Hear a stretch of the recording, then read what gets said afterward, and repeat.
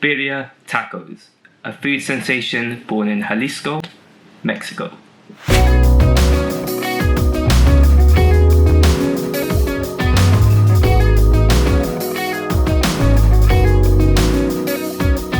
I've been craving birria ever since I watched a documentary about a food truck in Queens that sells birria tacos. Two seasoned birria connoisseurs that own Birria-Landia make food that is to die for. They're actually brothers, which is even cooler. I'll pop the link for that documentary below. So today we're making birria tacos. Even if my birria tastes 1% like Birria-Landia, I'll be complete. So the street dish is so popular in America and Mexico. But what actually is it? Slow cooked meat in a stew-soaked tortilla. Does that sound like a bit of you? Well, stay on to watch its beauty. So make sure you subscribe if you haven't already.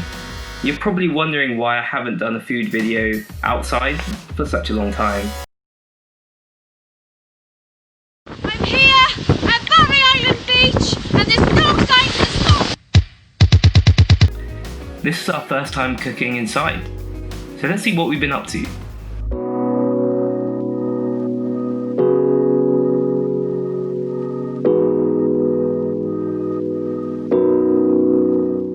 So, are you ready for this? Right, people, there is a 3-step process to making amazingly delicious birria tacos. Step number 1, marinating the meat. I have bought some dried Guajillo peppers online, and I highly recommend them in many of my Mexican dishes. Its spice level would be a solid medium on the Nando's Scoville scale. You want to cut the top off the 5 Guajillo peppers that we're using today, and drain the seeds. Then place them in a pot of boiling water for 10 to 15 minutes. Birria traditionally uses goat meat due to its tender and succulent nature. An alternative is beef shin if you're British, or beef shank if you're not. P.S. We all know it's beef shin, don't hate on me, America.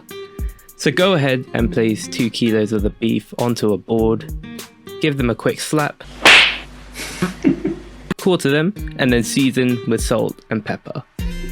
It is vital that the beef is not left too large that it undercooks, nor cut too small that it overcooks. Then to a blender, add 1 can of chipotle peppers in adobe, 0.4 cups of vinegar, 3/4 of a cup of crushed tomatoes, as much garlic as you want, 2 teaspoons of oregano,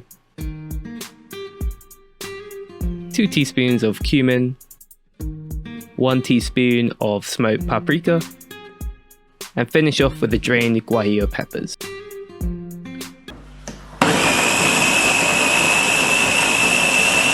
Pour all over the meat, making sure every part is covered.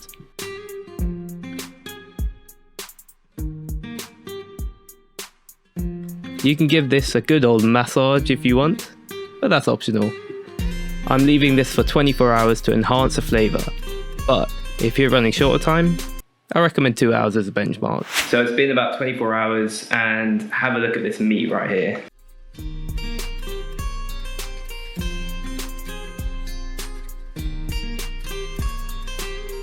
You're going to bring out the heavy AF Instant Pot and then chop 1.5 white onions into small pieces, placing them into the pot.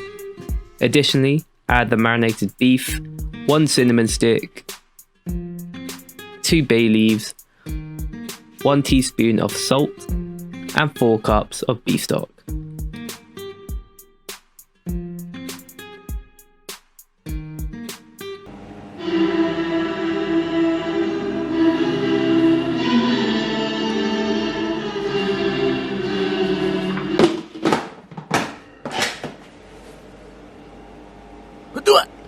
Twist the Captain America looking shield to close the pot, making sure the pressure is sealed. And please, please guys, for the love of God, remember this step. Trust me, you don't want your 2020 to be any worse if this pot explodes all over your kitchen. On the settings menu, select the meat/stew button, and now you can have some time to have your daily gossip with your cats.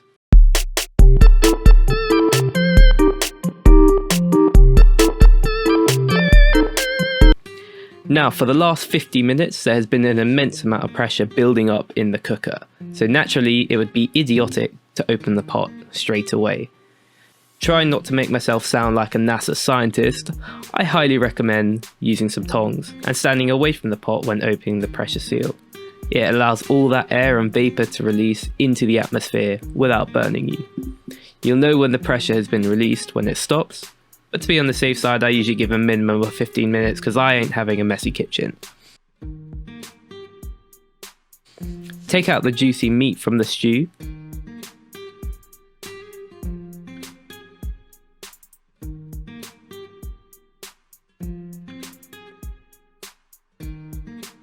And chop it vigorously until it looks like pulled or shredded meat.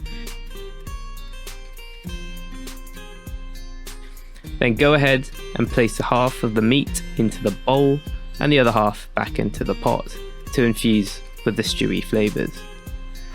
Step number 3, assembling the stew dipped taco.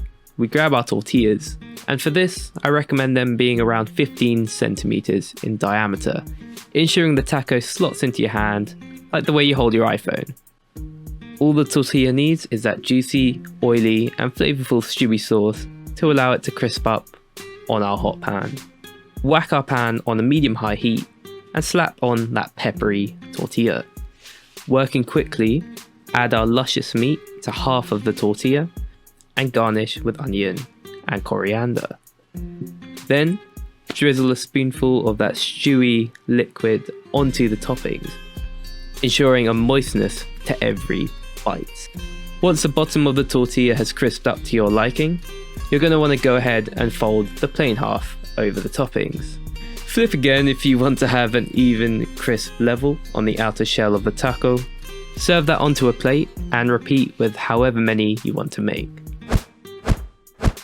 There is one element we need to complete these birria tacos. Consomme, the soupy leftover broth. Grab a small bowl, spoon in some of that godlike stew, and you know the drill. Onions, coriander to top it off. And that's it. Before I try this masterpiece, I think this calls for slow-mo time.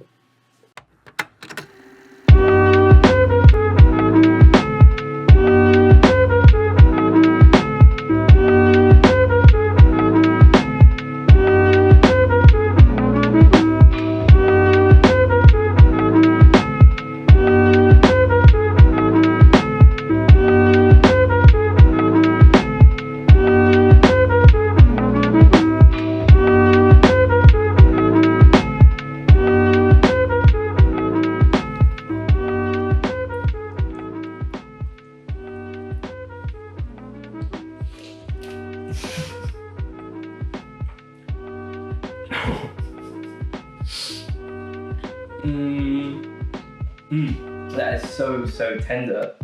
That meat is beautiful. Look at it. Look at the inside of it.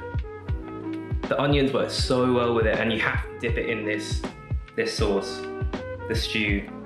Otherwise, you don't get the look at the drippings on there, all the oily, greasy goodness which you all love. Insane. Exactly what I thought birria would taste like. Oh, shit in my face. If you enjoyed this video, make sure you subscribe to my channel, and I'll see you next time for more food content.